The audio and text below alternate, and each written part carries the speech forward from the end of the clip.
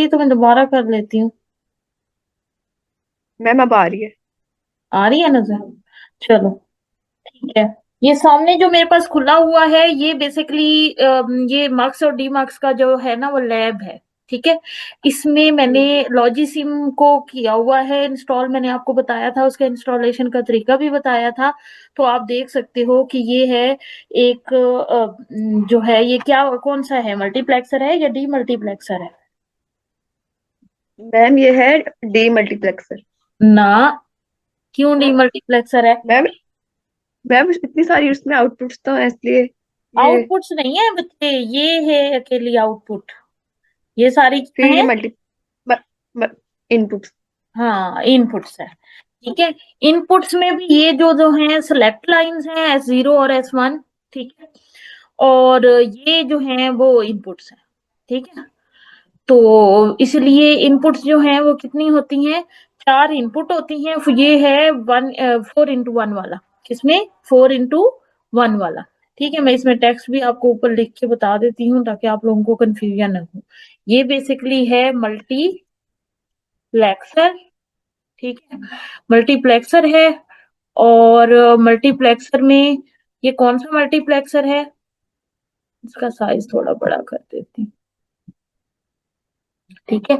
ये मल्टीप्लेक्सर है, इसमें कितनी इनपुट्स हैं? इसमें चार इनपुट्स हैं। ठीक है। 4x1 वाला है, ये कौन सा है? 4x1 वाला है। और इसमें सिलेक्ट लाइंस कितनी बनेंगी? सिलेक्ट लाइंस इसकी बनेंगी, ये कैसे 4x1 बनेगा? सिलेक्ट लाइन बनेंगी टू की पावर, सिलेक्ट लाइन बनेगी 2 की पावर 3। ठीक है, यानी 2 की पावर 3 है। तो इसमें जो 3 होता है वो बेसिकली क्या होता है? 3 जो है वो सिलेक्ट लाइन होता है, सॉरी 2 की पावर 2। 2 की पावर 2। तो जो ऊपर वाला हिस्सा होता है ये जो इसकी पावर होती है ये 4 के इक्वल है ना, 2 की पावर 2। 2 की पावर 2 मतलब 2 into 2। तो वो 4 के इक्वल होगा, 4 के इक्वल होगा तो इसकी पावर जो है वो जितनी इसकी पावर बनेगी उतनी ही इसमें सिलेक्ट लाइंस होंगी। ठीक है। सिलेक्ट लाइंस में हमने इसकी इक्वेशन भी देखी थी, इसमें इस इक्वेशन इसकी क्या बनी थी? इसकी इक्वेशन बनी थी S0। ठीक है। इसकी इक्वेशन मैं नीचे आपको लिख देती हूँ। ठीक है। इसकी इक्वेशन बनी थी S बार, S0 बार। ठीक है। अब बार का सिंबल भी यहाँ पे अवेलेबल नहीं है, ये इस तरीके से लिख देते हैं। ठीक है। S0 बार, S1 बार, तो उसके साथ वैल्यू आएगी इनपुट 0। इनपुट 0 ये इक्वल होगी किसके? प्लस था S0 बार, S1 और I2, प्लस S0। ठीक है। S1 बार और I3। ठीक है। प्लस S0, S1 और I4। मैम हम्म।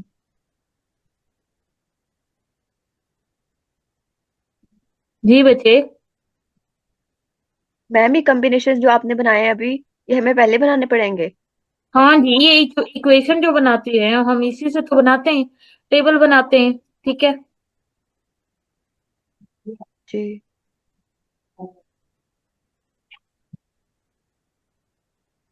ये इक्वेशन हमने बनाई हुई थी, 1 मिनट में आपको ना इस पे नेट पे दिखा देती हूँ। ठीक है। जी।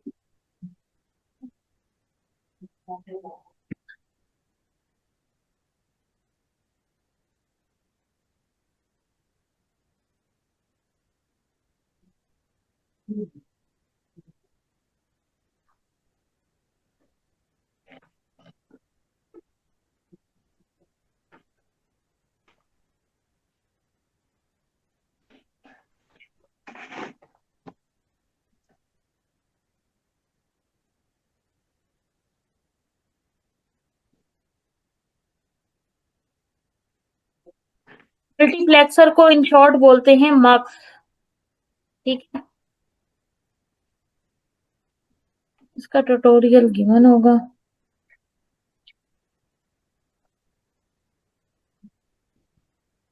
ये लो, ये होता है मल्टीप्लेक्सर, जिसमें N to 1 होता है कि आउटपुट 1 ही आएगी और इनपुट जो है वो मैं आएंगी।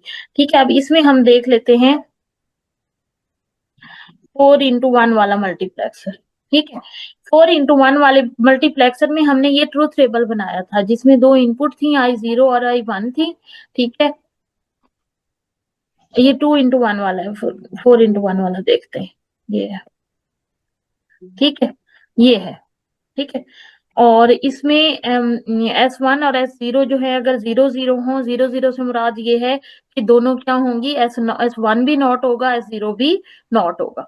ठीक है, तो ये इसका ट्रूथ टेबल बन गया। ठीक है, ये इस तरीके से आएगा कि अगर S0 की वैल्यू भी 0 हो, S1 की वैल्यू भी 0 हो, तो वो I0 वाली इनपुट आगे पास करेगा। S0 की 0 हो और S1 की 1 हो, तो वो I1 वाली करेगा। इसी तरह S0 की 1 हो और S1 की 0 हो, ये कंफर्म, यानी ये प्री डिफाइंड है कि ये अगर इनपुट अगर आएंगी, ये कॉम्बिनेशन होंगे, तो आउटपुट में कौन सी इनपुट जो है वो पास ऑन होगी, उसकी कौन सी वैल्यू जो है वो पास ऑन होगी, और ये इसकी इक्वेशन आ गई। ठीक है, ये देख रहे हो इसकी क्या आ गई, इक्वेशन आ गई, जिसमें एस इक्वेशन। नॉट बार है, S1 है। ये ट्रूथ टेबल के जरिए हमने किया। वो कैसे किया? ट्रूथ टेबल के जरिए, जहां जहां पे 0 है वहां वहां पे, और जो आउटपुट आ रही है। ठीक है, अब इसमें S0 की वैल्यू 0 है, S0 की वैल्यू 0 है तो S0 बार आएगा। S1 की वैल्यू भी 0 है तो S1 बार आएगा, और I की वैल्यू क्या है, नॉट है, तो I नॉट आएगा। प्लस अगली इक्वेशन देख लो, इसमें S0 जो है, यानी S0 जो है वो बार के साथ है, और इसमें S1 है, तो इसमें ऐसे ही दिया हुआ है, S0 जो है वो बार के साथ है, इसमें S1 है, और वैल्यू के आउटपुट क्या आई, I1 आई। इसी तरह इसकी हाँ। वैल्यू देख लो, S0 जो है वो प्लेन है, S1 जो है वो बार के साथ है, और I2 की वैल्यू आई। इसी तरह S0, S1 और I3। ठीक है, तो इस तरीके से इसका बनेगा, और इसका जो गेट है वो भी ऐसे बनेगा, ये देखो।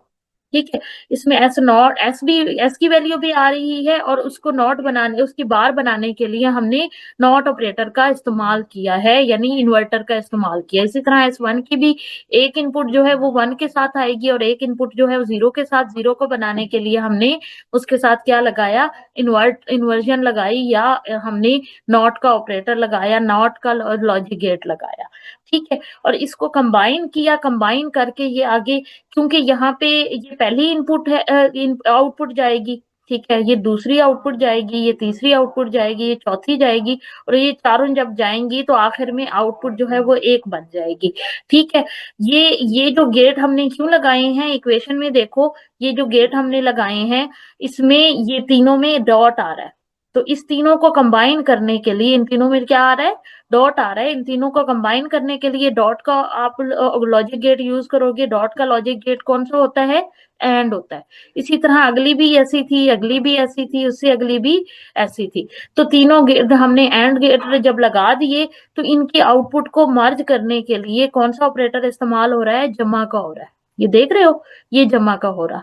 तो इस जमा को रिप्रेजेंट करने के लिए हम कौन सा ऑपरेटर लगाएंगे, हम चारों, इन चारों को एंड करने के बाद जो आखिर में एक्सप्रेशन आया, वो क्या आया, वो आपका ये गेट आया। कौन सा, और गेट, इन चारों की जो आउटपुट आ रही है उनको इकट्ठा एज ए इनपुट के तौर पे लेके इकट्ठा करके एक आउटपुट जो है वो आगे प्रोपोगेट करेगा। उसके लिए मैंने क्या किया, मैंने एक सिंपल फाइल में जाके न्यू प्रोजेक्ट बनाया।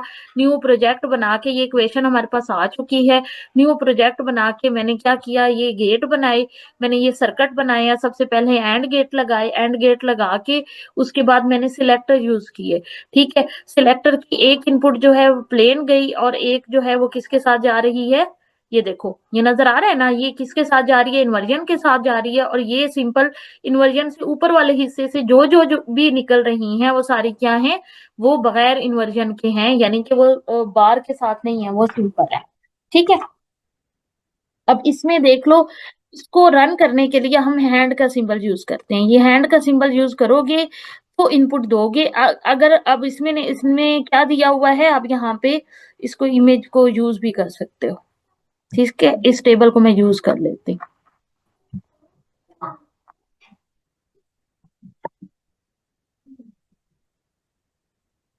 कॉपी इमेज करती हूँ, 1 मिनट, कॉपी इमेज करती हूँ।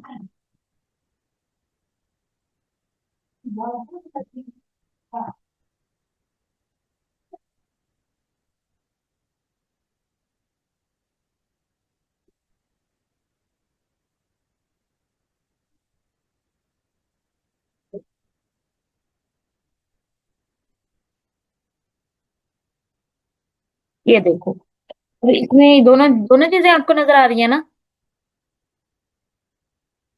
ब्राउजर भी नजर आ रहा है और टेबल भी।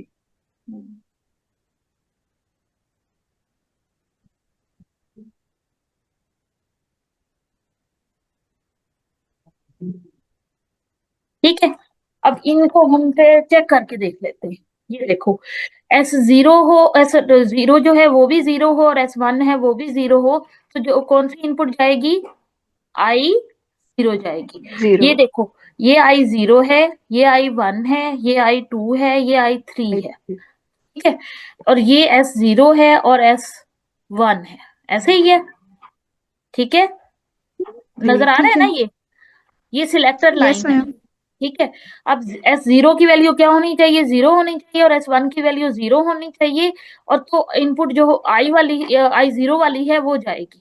ठीक है, अभी हमें फिलहाल इनपुट जो है वो 0 ही नजर आ रही है, तो इसलिए वो 0 ही शो हो रही है। लेकिन अगर मैं जैसे ही इसको 1 करूंगी, ठीक है, इसको रन करने के लिए आप ये हैंड का सिंबल यूज करोगे और इसकी वैल्यू इस पे क्लिक करोगे, तो ये क्या हो जाएगा, 1 हो जाएगा। तो आपने देखा इनपुट कौन सी जा रही है, 1 जा रही है। आखिर वन। में रिजल्ट जो है, आउटपुट कौन सा जा रहा है, आउटपुट क्या आ रहा है, 1 आ रहा है। और किसकी वैल्यू है 1, यहाँ पे सारी जगहों पे वैल्यू किसकी है 1, आई आई। जीरो की है। S0।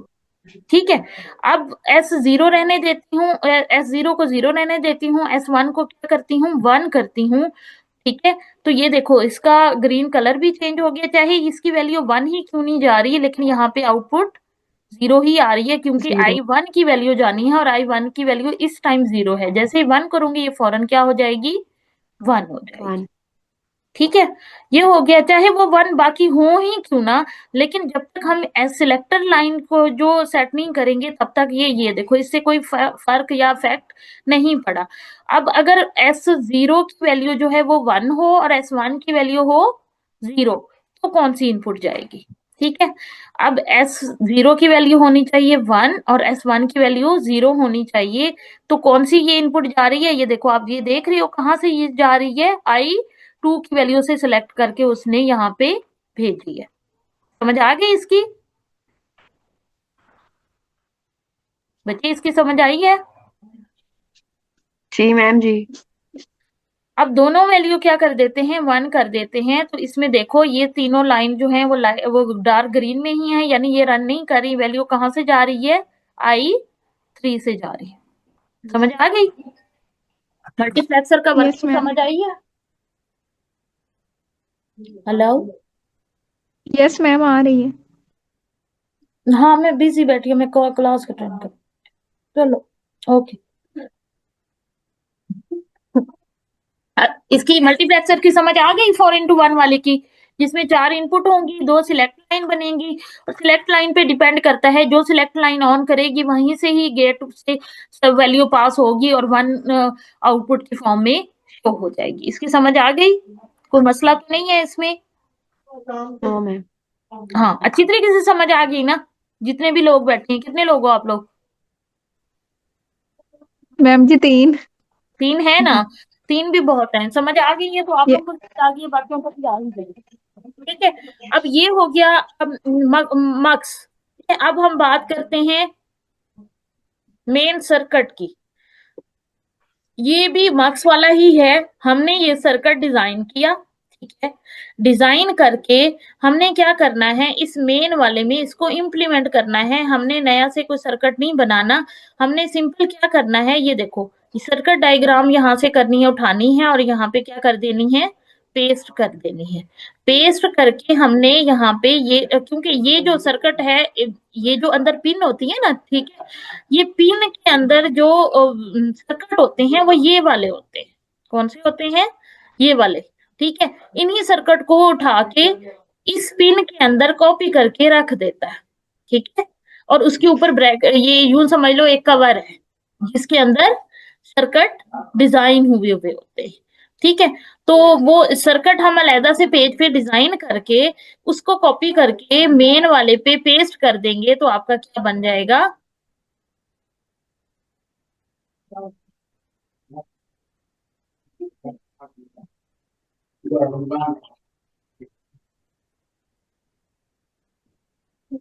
इसको मैं डिलीट कर देती हूँ, क्योंकि हाँ जरूरत नहीं है, मैंने ऑलरेडी बनाया हुआ है, उसको इनपुट के साथ अटैच कर देंगे।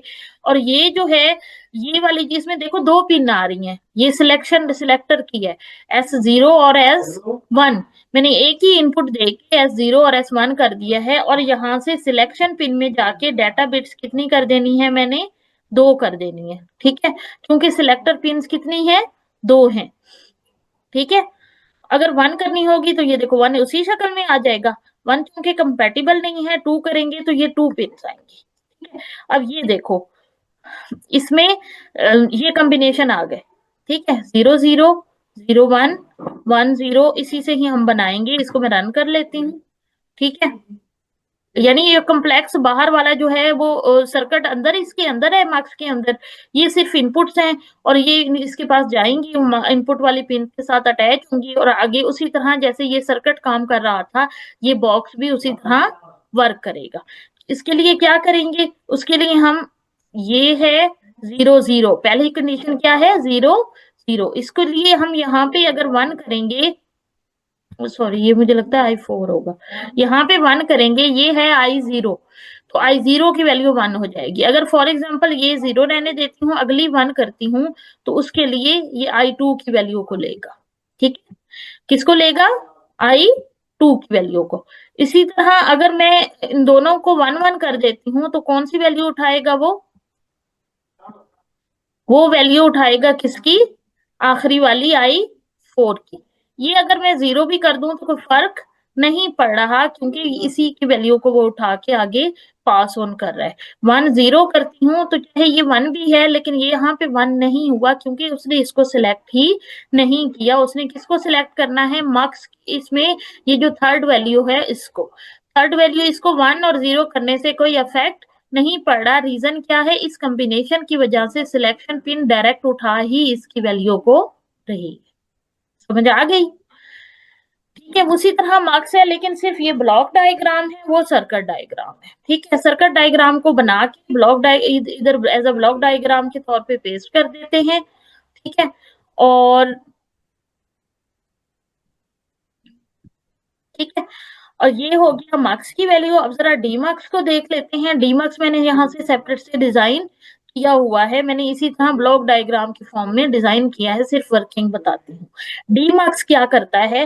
डी मार्क्स करता है एक इनपुट को मल्टीपल इनपुट पे मल्टीपल, यहाँ पे आगे लाइंस बहुत सारी हैं, यूं समझ लो बहुत सारी आगे केबल्स बनी है।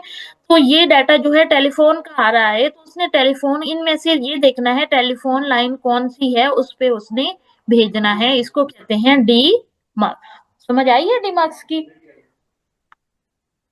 अभी मैंने डी मार्क्स को डीमल्टीप्लेक्सर को शेयर भी किया है। मैम जी आ रही है। ठीक है, अब इसमें क्या, डीमैक्स में, डीमैक्स का भी यहाँ पे देख लेते हैं, एक मिनट।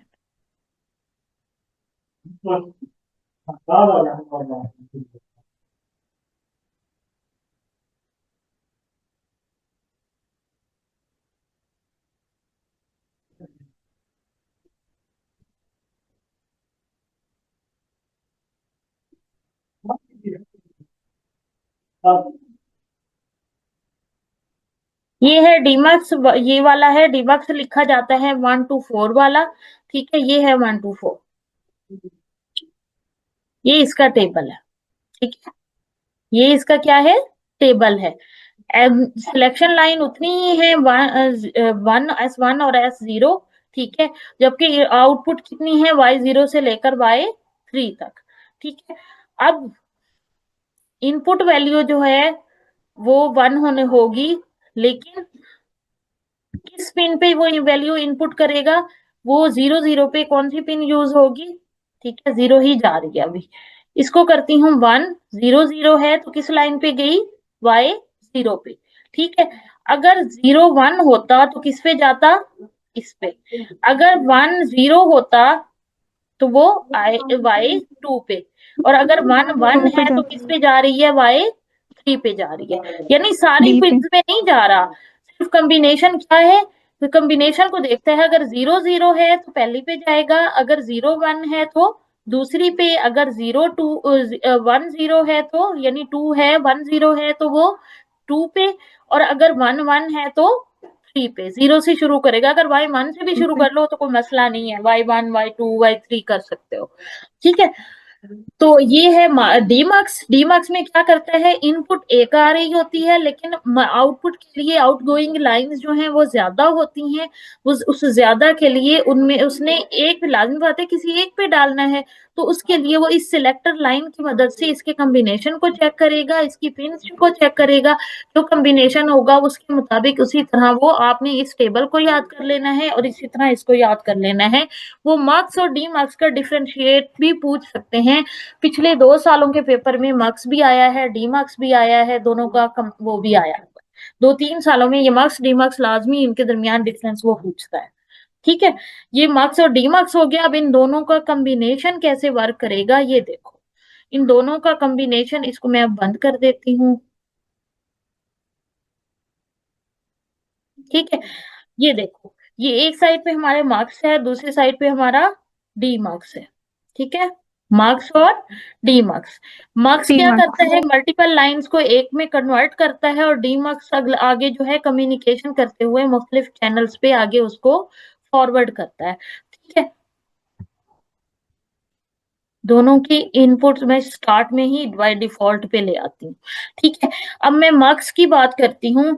इसमें पहली इनपुट लाइन जो है वो 1 है, 0 0 पे ये देखो वो 1 हो गया, तो यहाँ पे 0 0 था तो वो 1 लाइन पे चला गया, ठीक है। अगर फॉर एग्जाम्पल ये 1 है लेकिन 0 0 इससे फर्क नहीं पड़ा, क्योंकि यहाँ से फर्क नहीं पड़ा। अगर मैं 1 0 करती हूँ तो 1 0 में, सॉरी 1 0 नहीं, 0 1, 0 1 करती हूँ तो 0 1 में, ठीक है, 0 1 में क्या कर रहा है, वो दूसरी इनपुट को लेता है, आगे फॉरवर्ड करता है। इधर से 0 0 है तो वो 0 0 पे ही जाएगा। फॉर एग्जाम्पल 1 0 है तो 1 0 पे वो इस पे जाएगा। अगर 0 1 है तो वो इस लाइन पे जाएगा। अगर 1 1 है तो वो किस लाइन पे जाएगा, वो इस लाइन पे जाएगा, ठीक है। अगर अभी फॉर एग्जाम्पल ये है 1 0, ये क्या है, 1 0, वन जीरो 0। में 1 0 में ये थर्ड वाली लेगा, ठीक है। इधर से आगे 0 0 ही था, अगर यहाँ पे भी 1 0 है तो वो कहाँ पे आएगा, उसी तरह इधर से 3 से लेगा तो उधर भी वो 3 में ही कन्वर्ट करेगा, ठीक है। समझ आई है। Yes ma'am. तो इस तरीके से मार्क्स और डी मार्क्स यहाँ से लेते हैं, आगे इकट्ठा करते हैं, इकट्ठा करके फॉर एग्जांपल एक कंप्यूटर अटैच है, ठीक है, ये डाटा भेज रहा है। ये दूसरा कंप्यूटर अटैच है, या पूरा नेटवर्क अटैच है, वो डाटा भेज रहा है, लेकिन दरमियान में केबल एक ही है। अब इतने सारे कंप्यूटर्स अटैच करके इनमें से पहले किसका डाटा ट्रांसफर होगा, ठीक है, वो इस कॉम्बिनेशन से पता चलेगा, इस केबल पे भेजेगा, इस केबल पे जाके आगे उसने आगे फर्दर कंप्यूटर तक पहुंचाना है, तो आगे अगले में किसके पास वो पहुंचेगा, उसके लिए भी यहाँ पे सिलेक्ट लाइन इस्तेमाल होती है। ये होता है डाटा कम्युनिकेशन में, इस तरीके से इस्तेमाल होता है। समझ आ गई मार्क्स और डीबग्स के कंसेप्ट की। Yes ma'am. ठीक है। मजीद कोई क्वेश्चन हो फिर आप ग्रुप में भेज दो, मैं ये आप यूट्यूब चैनल पे भी अपलोड कर देती हूँ, मैं आप ग्रुप में भी भेज देती हूँ, ठीक है। Okay ma'am. ओके, अल्लाह हाफिज। ओके मैम, अल्लाह हाफिज।